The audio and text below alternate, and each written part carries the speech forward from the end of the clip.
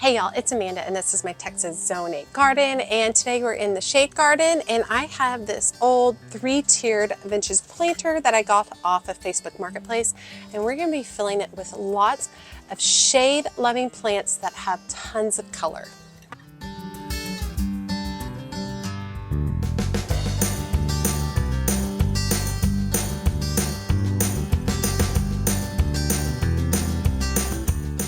So I bought this at least a year ago. This is drooping. I think it's stretched a little bit over there. At least a year ago on Facebook Marketplace, I got it for $50. And let me pull it out real quick so you can see it a little bit better. It is a 3-tiered planter, just like this. So it gets smaller at the top and larger at the bottom. And I got it to kind of complement that other 3-tiered planter that I have with all the begonias in it.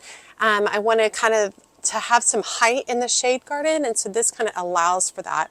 So what I'm going to do is I'm actually going to show you how I use towels to hold in the soil, and then we're going to go ahead and get this leveled out over here, fill it with lots of beautiful shade loving plants, and then I'm also going to run drip irrigation to it. So let's start by getting this leveled in its location. And I'm going to go grab a level real quick so we can level it and most likely put some stones or something underneath to raise up, because it's definitely leaning this direction.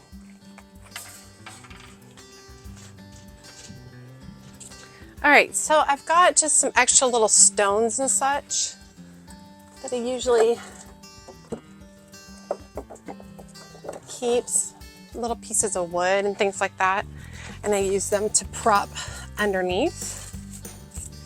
Let's see how much this has to go back. Not a ton.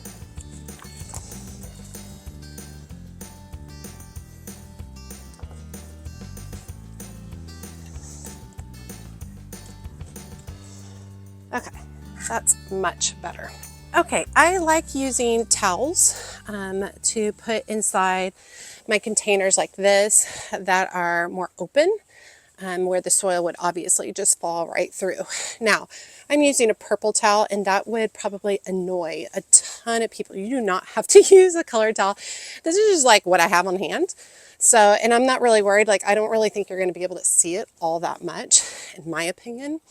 And you can go to get towels at like the what do you call it, thrift store or something like that. Be able to use something like that. And then I think I'm going to shift this over a little bit, and then you can choose whatever colors work best for your garden. I'm just using what I have on hand.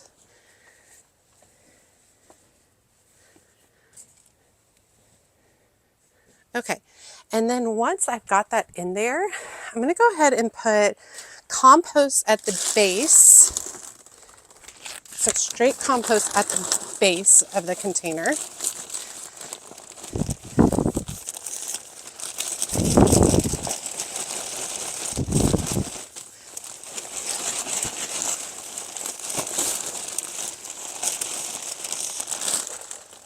So get that in, break that up.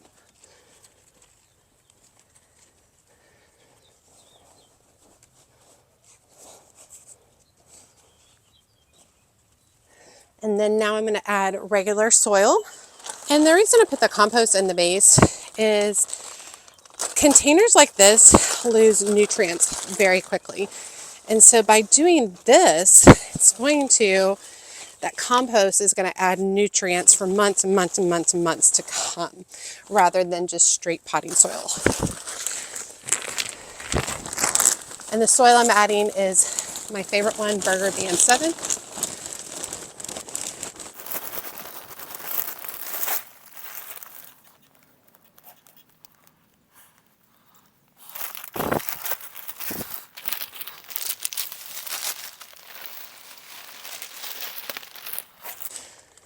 And don't worry, we'll be tucking in the towels once we get all done, and you won't be able to see any of them, which will work great.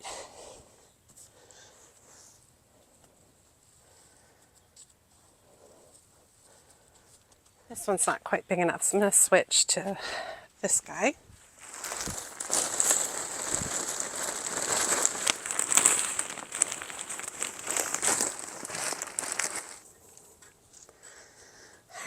just like that. And then finally the top tier. And the top tier is definitely going to be the tier that loses the most amount of nutrients because it's watered and then all of its nutrients will run out with the water to the below tiers. So definitely important that we get enough nutrients in these.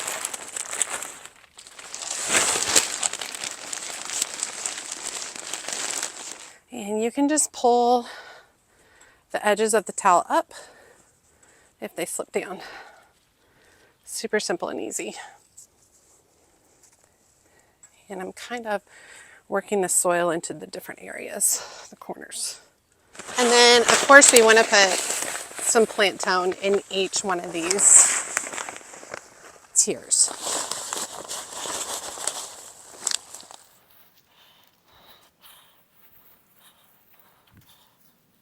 Okay, take a little bit of a break. Okay, so the plants I got all of them from Callaways. I was touring Callaways. I was looking for some shade plants. And I ended up finding a few unusual things, which I was really excited about. One of the first ones I found was this Kaffia, which is called Sweet Talk Lavender Splash. It's known for brilliant flowers, complement tiny leaves, adds color and texture to gardens, plant in sun or part sun. And where that particular planter is placed, it does get some sun during the day, especially when the sun is straight up in the air. And it's about 8 to 12 inches tall, so it doesn't get much bigger than what you see here. Or I'm sorry, plant 8 to 12 inches apart, it grows 8 to 14 inches tall. And it is an annual in my area. So I'm really excited to do that. So I got a couple of those. I also got several different impatiens. And some are sun patients, like this one right here. This is an annual and it is a sun patient, meaning it can handle some sun. The variety is Compact Orchid Blush. It blooms late spring through summer to the beginning of fall. It does prefer part sun. And so we got over here. It is more sun tolerant than other impatiens. Bright flowers contrast against deep green foliage to add color to the garden throughout the blooming season. Good for mass plantings, hanging baskets, containers, or doors. Blooms late spring through summer, and its hardiness is to 32 degrees. Mature height is 16 to 30 inches tall. So some of these plants are taller, and which is why I'm not real concerned about like the towels that I'm using. Because a lot of these are going to grow up and they're going to grow in front of the towels. So I'm just not stressed about the towels showing. Also, I'd rather have the towels showing than go spend some money. Now, you don't have to use those towels. You can use landscape fabric. You can go get burlap. You can do a lot of different things. You don't have to use the towels. I just did it as a cost-saving approach for myself. Now, in addition, we got some New Guinea impatiens over here. Let's see what this variety is. It's missing its tag.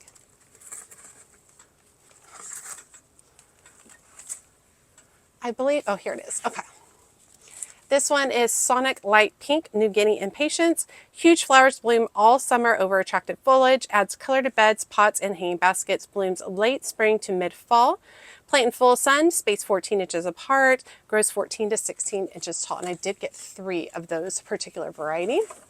And then lastly on impatiens, I got this variety, which is called Sonic Lilac New Guinea Impatiens.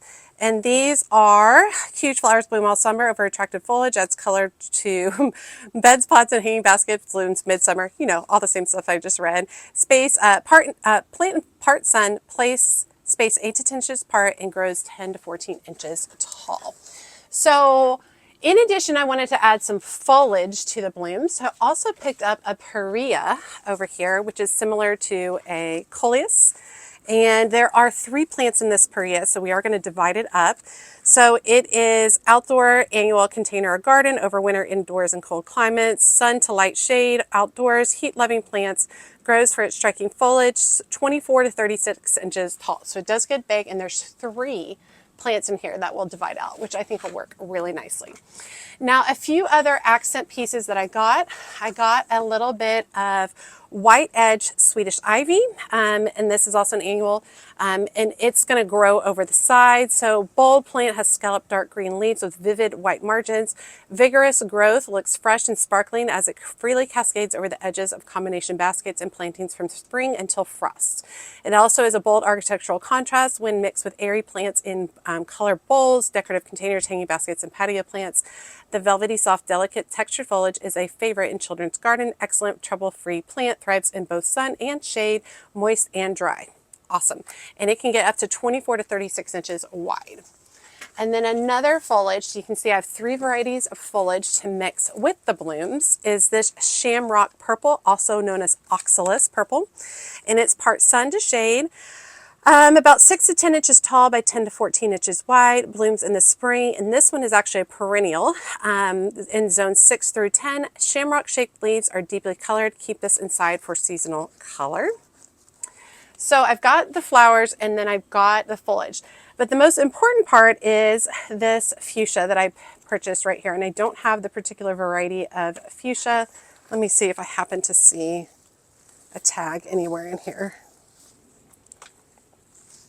Yeah, I don't see a tag. But fuchsia tends to be an annual in my particular area. So it says, gorgeous pendulous flowers in a rainbow of hues cascade gracefully from stiffly arching branches. Foliage colors range from bright green to deep maroon brown, creates a beautiful display in hanging baskets or window boxes. Blooms early spring to early summer. Plant in partial shade to full shade. Water with soil, is dry to the touch, not hardy, grows as an annual. And I got this to basically start at the very top of the planter and cascade over. So I really wanted this like wow factor plant at the top. So let's start by planting this fuchsia. All right, so the idea is that this is going to go in here and it's going to cascade over the side.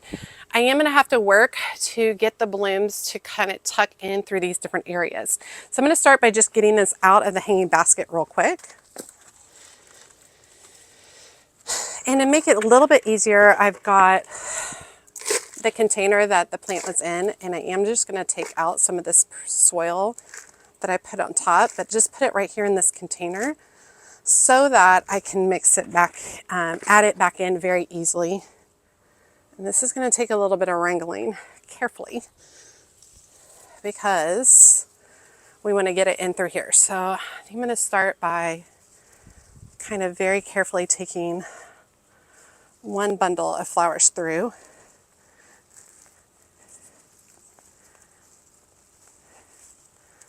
Okay, so I've got it kind of situated partially in there. I have some additional stems and branches. So I'm going to lean the plant backwards a little bit.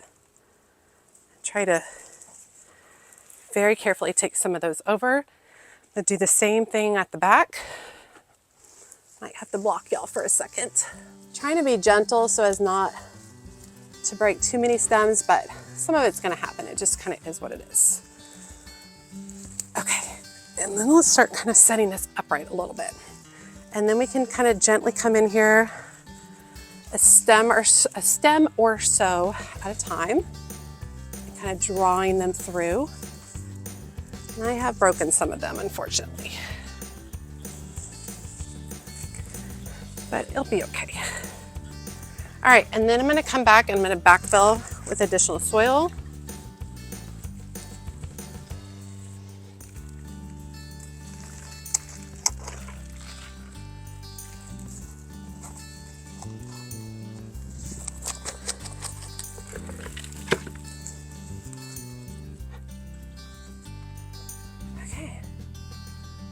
Okay, yeah, that's ridiculously gorgeous. Now, this was a little dry, so I do need to water it really well, but it should continue to fill in the space and bloom for quite a while. Once we probably get into June and July, this will probably die back and I might need to replace it with something else, but for now, I think it's worth every penny for the way that that looks. So let's go down to the next one. I need to go ahead. I'm actually going to plant it first and then I'm going to trim off this excess just because it's helping hold it in place right now. So we're going to be packing in quite a few plants. I'm going to start with this orchid impatient. I think it was like blushing orchid or compact orchid blush. a little bit towards the back edge because I'm not actually putting anything on that back edge because it's against the fence. But you can see it kind of fills in that space really nicely. Next, I'm going to come in with some of the Perea, which is similar to Coleus. There. Let's go in with the New Guinea Impatient. This is the Sonic Light Pink. Right there, I think I'm going to rotate it a little bit towards that front corner. Next, I'm going to tuck in the Oxalis. And I'm leaning these out towards the edge so they can grow and spill over the side. Look at the roots on that Impatient. Rip that up a little bit. And this is the Sonic Lilac, angled towards the corner as well. Just make sure you get that soil pushed in there real good. All right, next I have the Kufia, which is also very root bound. I think I'm going to tuck that in slightly to the side right there. And I think I'm going to shift over this Sonic Lilac Impatient right there. Tuck in the Lilac Pink Impatient right here.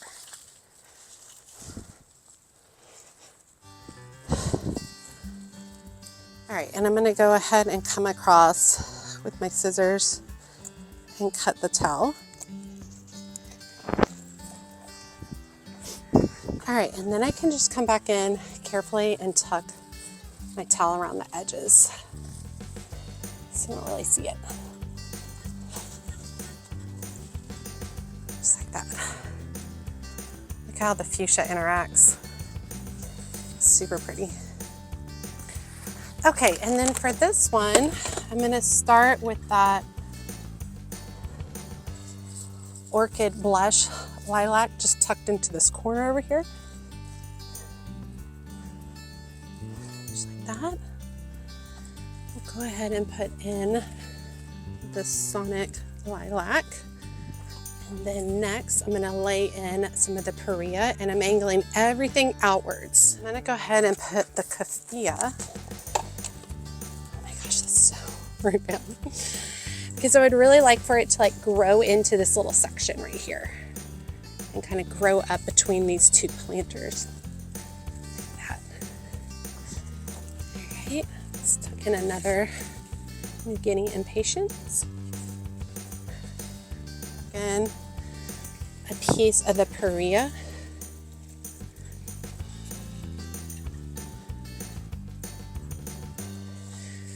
Right here in front, I'm going to do the lilac, but I think that I'm going to bring the Perea forward now because I have a little bit of a hole.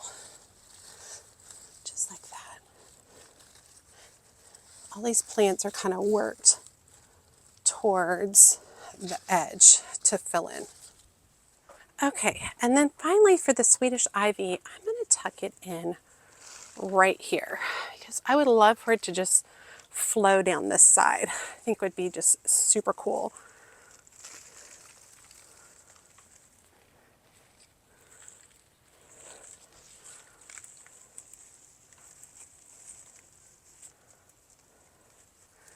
And that'll be beautiful as it fills in and just cascades down the side. Okay. Okay, I know you can see the towels. Didn't really bother me. I actually like that little bit of color. Like I said, all these are going to grow over the edge. But if you want to get really picky, you could do something like the green towel that doesn't show up very much. Obviously, these light colors show up a lot more, but that's what I had available. So that's what I went for. Now I didn't put a bunch of plants in the middle underneath on this tier because you really can't see it. And these plants are within like a week of growing taller than that. You won't see that at all. However, on this one, I did plant one back towards the back a little bit because that would have been a big negative space. And I think choosing the lighter color under there in that shady area helps brighten it quite a bit. And then we have some accent pieces with the White Edge Swedish Ivy that'll grow over the edge. A little bit of Oxalis tucked in there, and then Perea in a couple of different areas. And I think that Perea really is what brings everything together.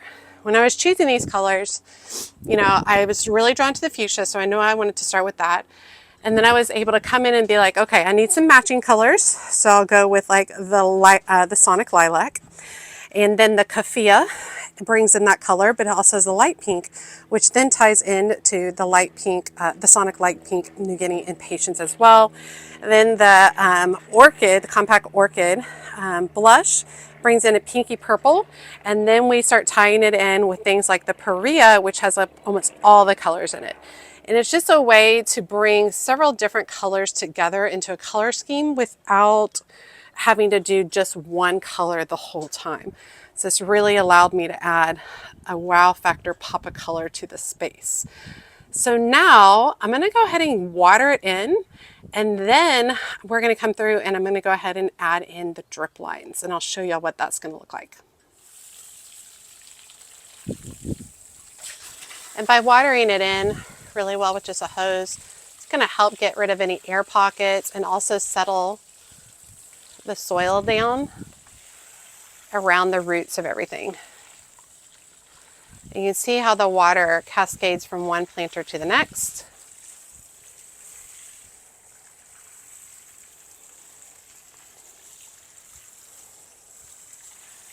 Once you have drip established in your garden, you can build off of it over and over again. I have closed pipe 1-inch hose all the way around the outskirts of this shade garden. It's one of the first things I put down before I put any plants or anything else in here. And anytime I need to run a line somewhere, I just have to go through and I have to punch into it. Like I literally just use a little adapter thing, punches a hole, and then I just start adding running tubes off of that main tube. All the tubes I run off of the main tube are 1/4-inch tubes. The black tubing right here is closed, has no emitters. The brown tubing right here has an emitter every 6 inches, and an emitter is where the water flows out. It drips the water, right? Then there's a couple of other things that we need. We need straight line barbs, couplings, which are really useful. I also like to have an adjustable emitter to adjust the amount of water, specifically for the top, which is where we're going to be using that. I also have some T couplers, so I can branch off the different lines. And in addition, I've got a pair of pruners to be cutting. So the first thing I need is I need the piece of black tubing that's going to punch into the initial line down low. And I need that tubing to be about as tall as the planter. So I'm going to just go ahead and cut that.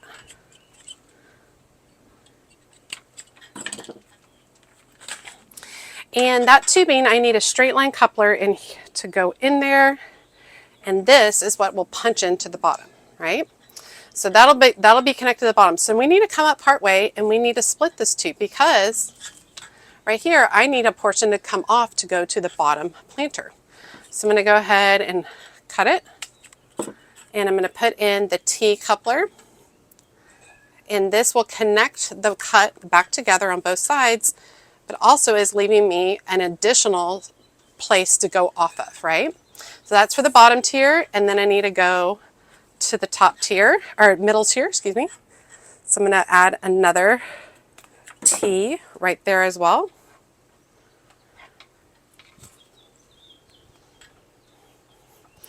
And that gives me a place to run a line to the second tier. And then the top tier, I'm just going to put a adjustable emitter at the top of that one. And then that'll get plugged into place, because the top tier is so small that I'll just open the emitter and it will just rain out the water as needed. Okay, so for the third tier and the second tier, that's where I'm going to run emitters. And I'm going to run probably 5 to 6 emitters on the bottom. 1, 2, 3, 4, 5, 6. I'm going to run 7. I'm going to cut that off. All right, and remember, I know this looks insane. This is right, plugs into the bottom. So the next separation up, that right there is where I need my brown tubing to connect. Now, so now I've connected 6, 7 emitters to that, right? But I've got it open at the bottom, which all the water would just spray out, right? So I use this thing called a goof plug to plug up the end so that none of the water can run out the end of the hose. And then for the second tier, I think I'm going to do 5 emitters. 1, 2, 3, 4, 5.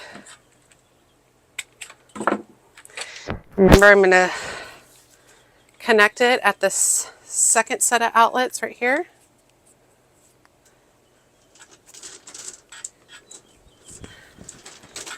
And then I'm going to put a goof plug at the end to close it off. Now, all I have to do at this point, because I've got my whole contraption built, right?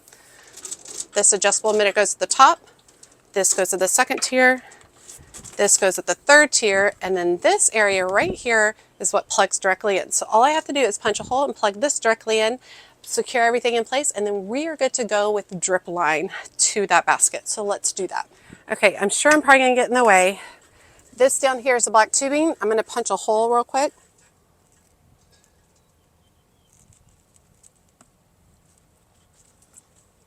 All right, so release it, and then I'm going to take my short straight line coupler and go right to that hole.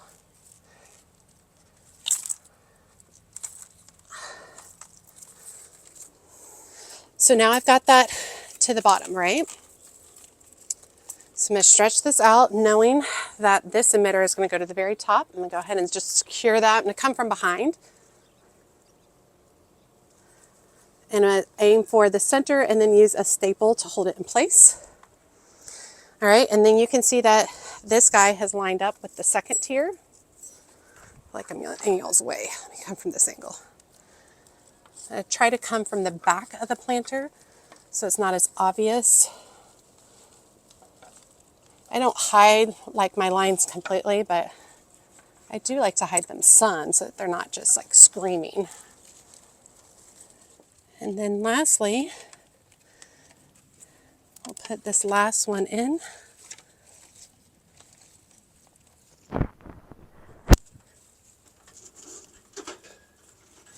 Okay, so the black drip line runs all the way up the top. And everywhere we put a T-barb, it allowed me to run emitters off. So I've just turned it on so we can actually see in there, you can see the water dripping from the emitter. And then up here, we have the adjustable emitter. Let's see what he looks like. Let me see where he is. So he's right there putting off water. And turn him down a little bit. There we go. Just like that. Okay. I am super pleased with how this turned out. I love all the detail blooms in here. I definitely could have just done all in patience and this would have just been ridiculously stunning. But putting in things like this keffiyeh and the fuchsia draping down, I mean, it's absolutely gorgeous. Now, do I think that this will last all year? Probably not. I'll probably have some stuff die off during the summer, but I have a lot of caladiums and some other things that I've been growing from bulb or rhizome that I can trade out. So I think that'll work really good. As things die back, I can add things like that to just kind of keep the planter fresh and going throughout the entire growing season. Okay, that was a fun project. I am right now, I think I'm going to go out and cut some Snapdragons and talk to you all about what some of my upcoming projects are and what kind of my upcoming plans are, because I am preparing for that garden tour that's going to be at my house in a couple of weeks on May 11th. So let's go do that. Okay, so on May 11th, I am participating in my local garden tour, which benefits the public library in my area. And the public library has a garden, a native pollinator garden in the back.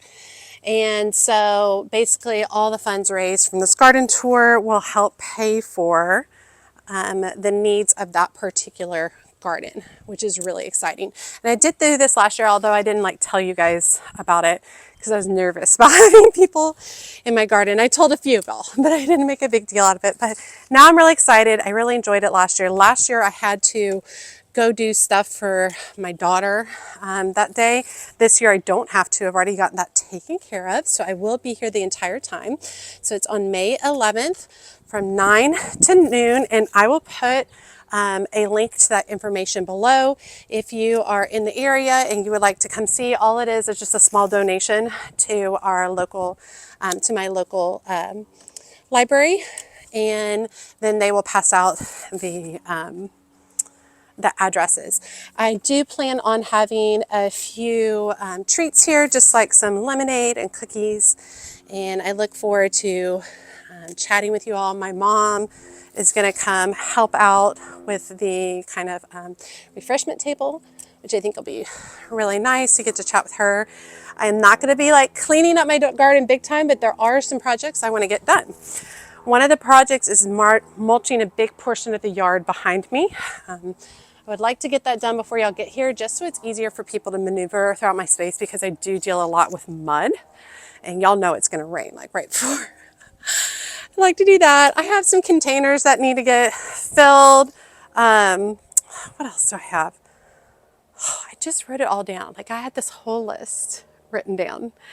There is some planting on the side garden I want to do, where I'm going to be planting several of the new roses that I got. It's going to be coming to the side garden, which I think will be beautiful. So I want to get those. I think there's 4 that I want to get planted up there. There's some work at the back of the backyard garden that needs to be done. I have some new shrubbery that needs to be planted. There's a lot. I might get the, what do you call it? The French drain done before then. I don't know. It really depends. I mean, my contractor, he's a busy guy, so he might not have time. But there's several different things I'm going to be doing this next week. That's going to be a lot more project-based.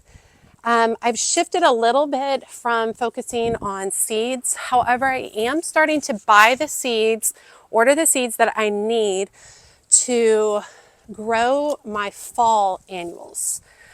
So those are the annuals that I will use, probably plant in September, and that I'll plant throughout my garden space to enjoy for the fall.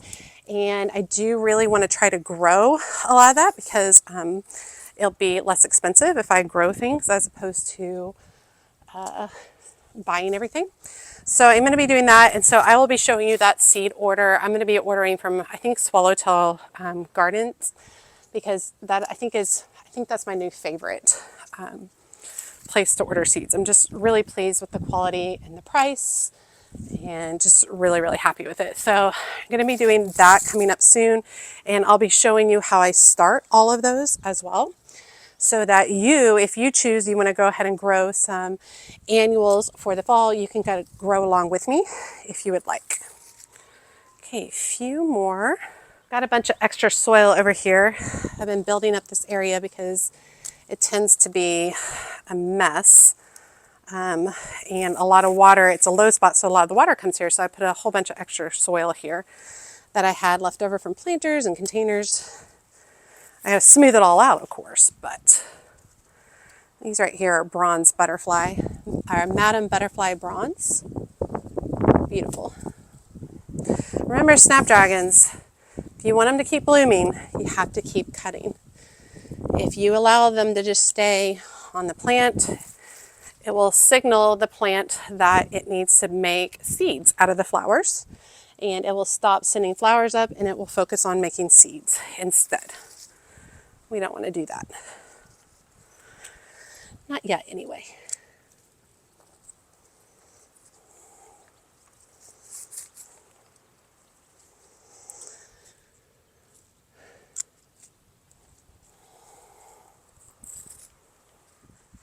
Okay, pretty Snapdragons. I'll go tuck in a vase. I'm cutting pretty short because I'm wanting them all together in one, and some of the stems were shorter than others, but really pretty. I mean, I've probably had at least 100 to 120 Snapdragons so far that I've harvested. I should get at least another round. There's at least probably 30, 40 stems on here right now that I'll probably be able to harvest in the next week or so. Looking really good. All of the sweet peas back there are looking really pretty.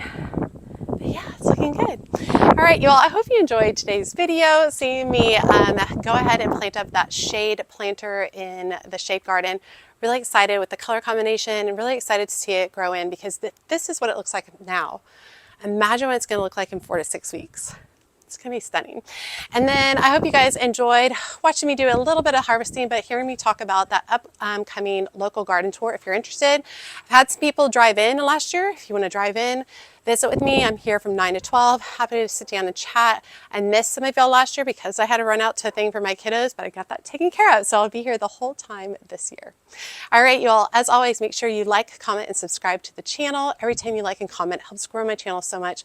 And I just really enjoy hearing from each of y'all. So let me know if you're able to come to the garden tour. And make sure you check me out on my social media outlets, including Instagram, Facebook, and TikTok. As always, she's a mad gardener or a decorator or anything else that she wants to be. Thanks, y'all.